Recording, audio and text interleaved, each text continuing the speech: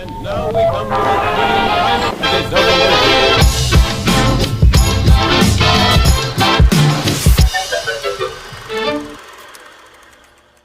Gawa tayo ng biko.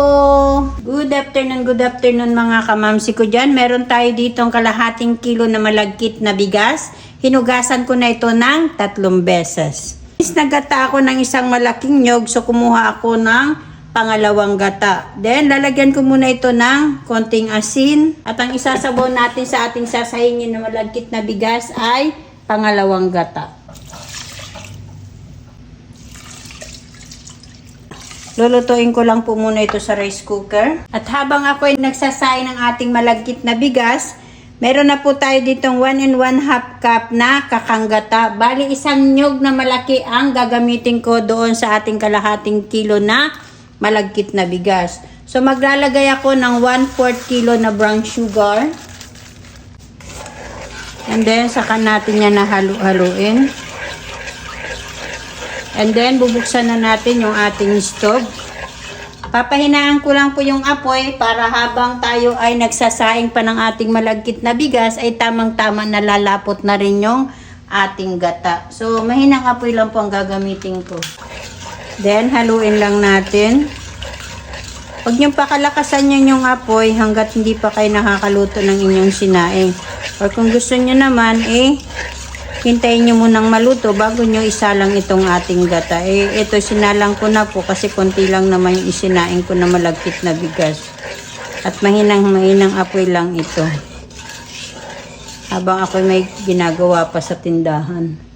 And luto na rin yung aking isinain na malagkit na bigas. And by the way, nagdagdag pa po ako dito ng 1/2 cup na pangalawang gata. Kasi medyo matakaw sa tubig itong ating malagkit na bigas. Ilagay na natin ito.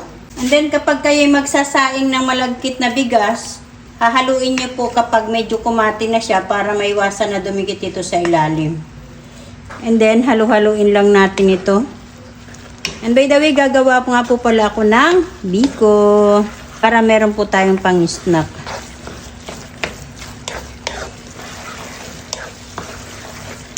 Halu-haluin lang natin yan. Masarap na niya mga kamamsi.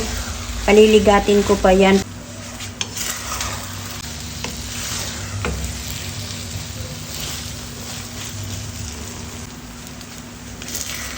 Grabe, ang ligat na niya. Tingnan nyo naman, nag-oil na. I-off na natin yung ating stove. Okay na ito mga kamamsi. Ayan o. Napakaligat na niya. So, isalin na natin mga kamamsi.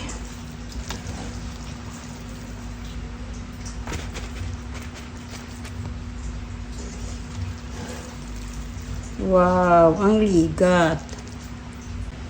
So, di ba mga kamamsi, sa kalahating kilo na malagkit na bigas, meron na kayong kakanin na pwedeng-pwede nyong pagsaluhan. Ito na naman ang ating mga masasarap na kakanin, mga kamamsi, na paborito ng lahat.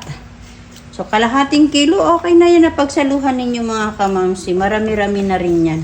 Isang bilao na maliit. Oh, ayan. Ang cute-cute. So, eto na mga kamamsi, ang masarap at paborito natin na kakanin, ang biko.